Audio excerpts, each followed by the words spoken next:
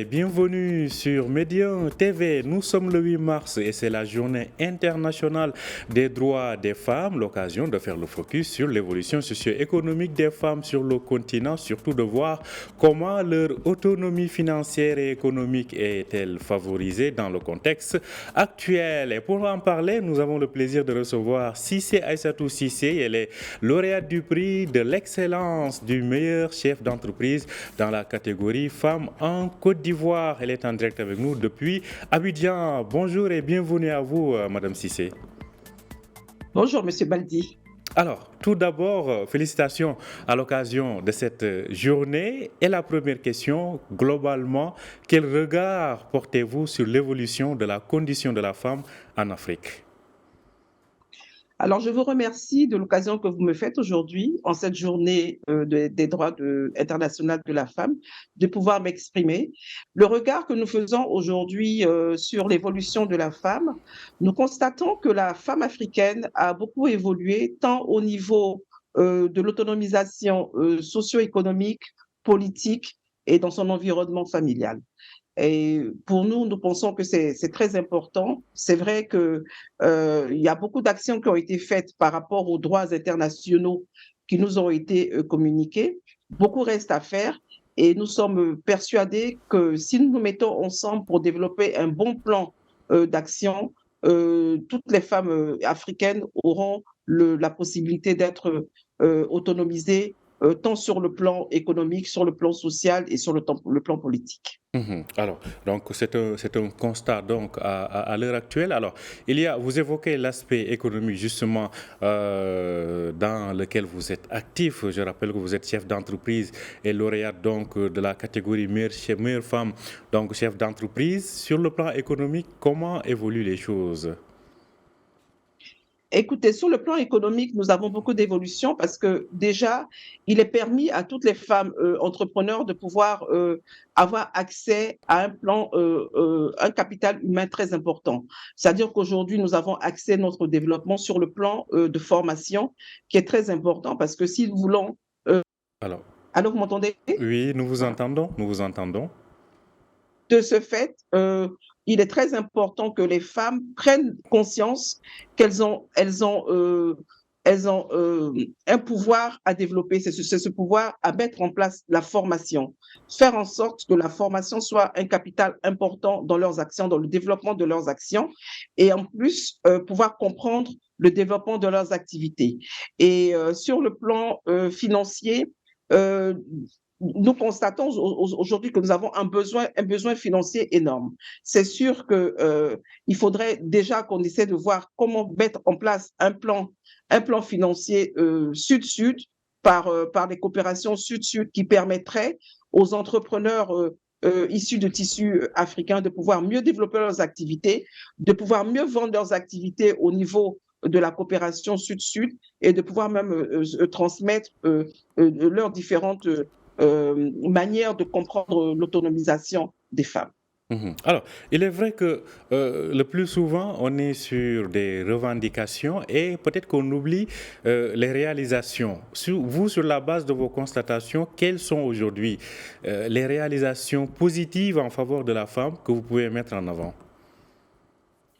Déjà, les réalisations positives, c'est déjà, on a permis aujourd'hui aux femmes d'avoir un tissu, de pouvoir se communiquer entre elles. Nous avons des réseaux qui sont créés pour permettre aux femmes de pouvoir échanger entre elles au niveau du tissu africain, de l'économie africaine, parce qu'il faut quand même qu'on se développe par nous-mêmes déjà en Afrique en tenant compte de notre écosystème.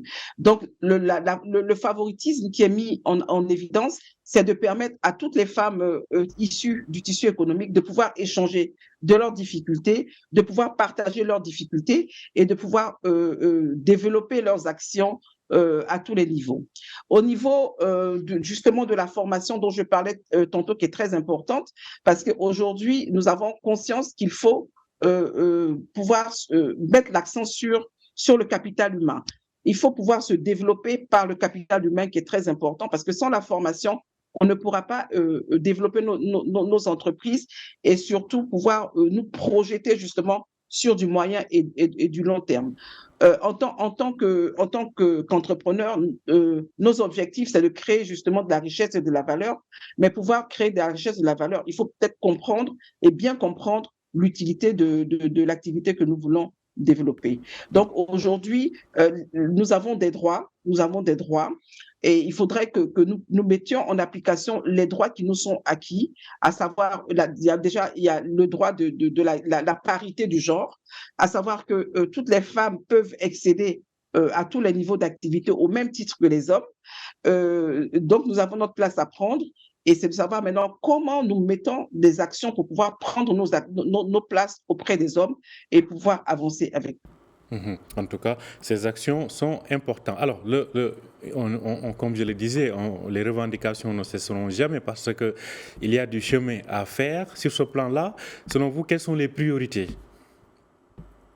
Déjà, les priorités, d'abord, déjà pour la femme, c'est que la femme prenne conscience déjà qu'elle est utile pour le tissu économique de son pays.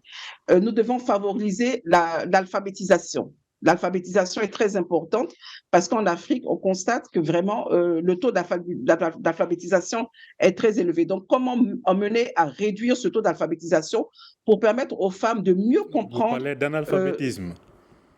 Oui, tout à fait. Le taux d'analphabétisme.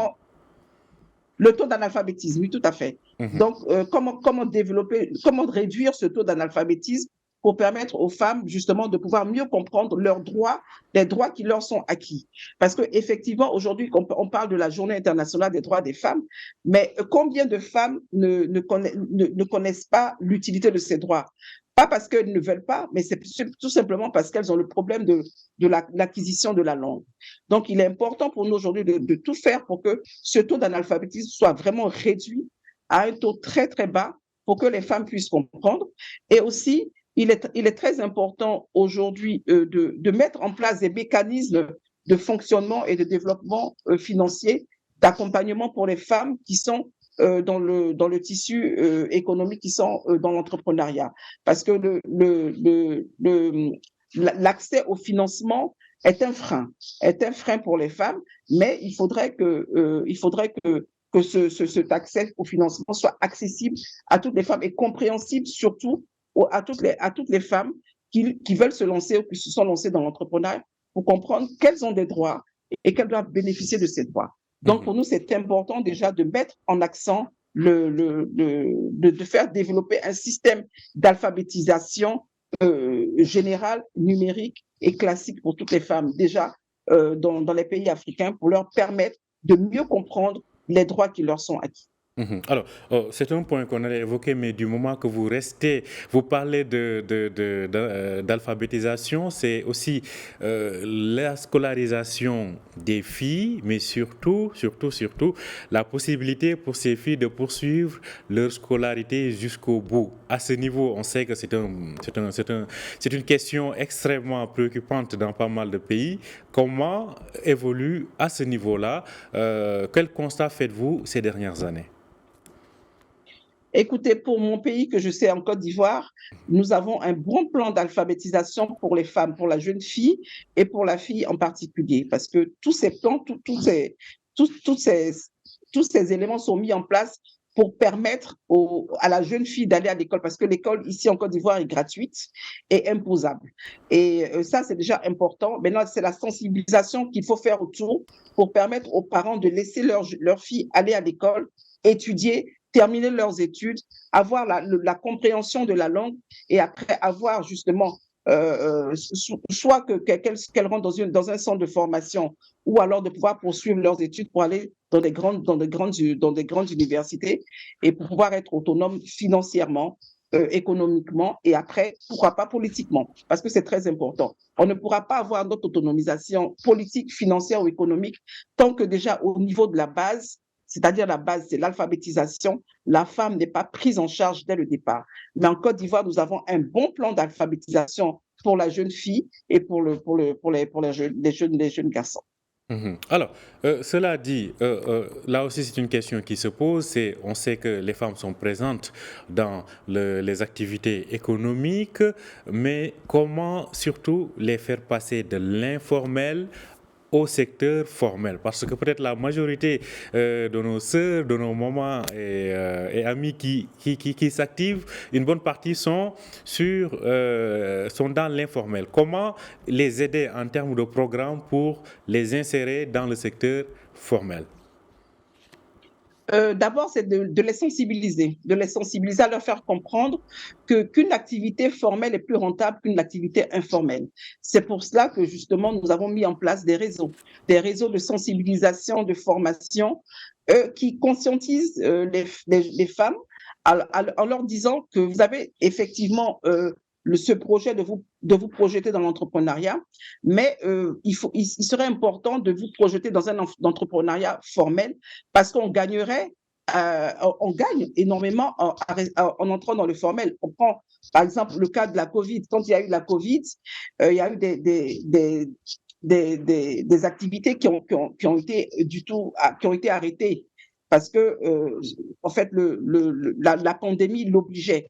Mais il y a eu des dédommagements qui ont été faits et on a vu un peu ces dédommagements qui ont été faits tant au niveau des activités qui ont été créées formellement et des entreprises qui étaient créées informellement. Donc, vous voyez un petit peu, donc il y a eu quand même un manque à gagner au niveau des activités créées, enfin qui sont encore dans l'informel. Donc, nous faisons de la sensibilisation. On sensibilise beaucoup les femmes entrepreneurs à leur dire de créer des entreprises formelles. Ça permet d'abord d'être présent dans le tissu économique du pays, de pouvoir être un bon citoyen et surtout de pouvoir se projeter son entreprise sur du moyen et long terme. Parce que quand on crée une entreprise pour être dans la durabilité. Et pour être dans cette durabilité, il faut sortir son entreprise dans le formel. Et nous avons des actions que nous mettons en pratique, c'est-à-dire la formation. Il y a la sensibilisation, il y a la formation, il y a l'étude de projet. Et après, il y a la conception à mettre en place pour sortir son entreprise de l'informel.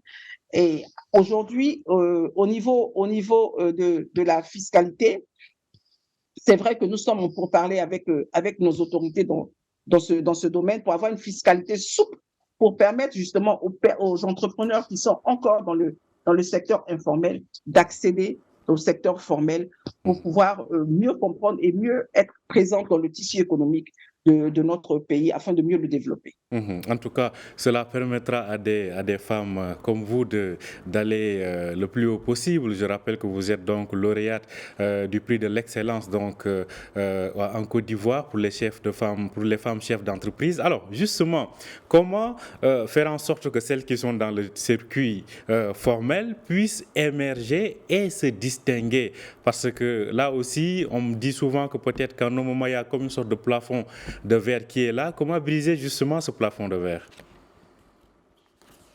Écoutez, déjà, quand on crée une entreprise, on a un projet, on a une vision.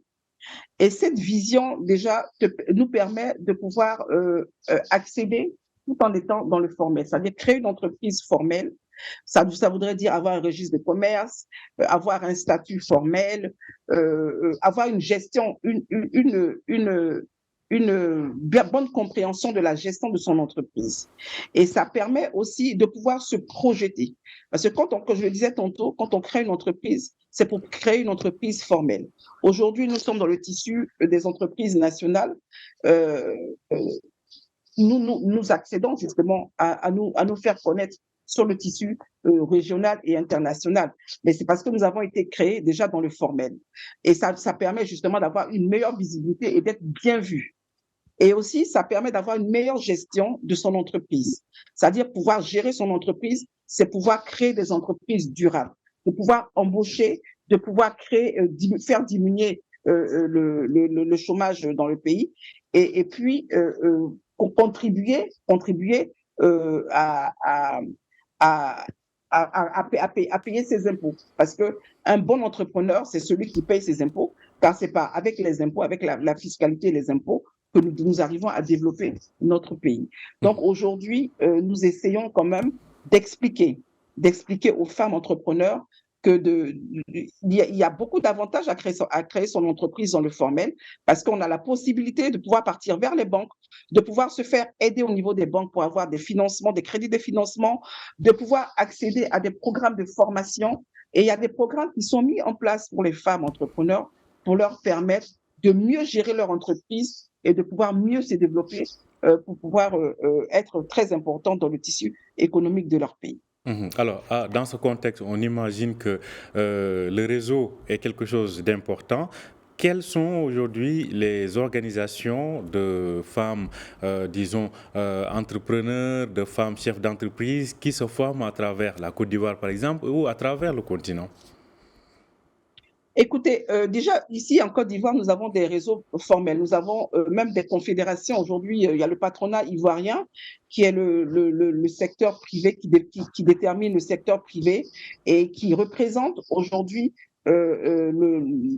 la majorité des personnes, des entrepreneurs en Côte d'Ivoire. Et les femmes, au sein du patronat ivoirien, nous avons une commission qui s'occupe de l'entrepreneuriat féminin qui promeut qui fait la promotion des entreprises nationales tant hommes et femmes.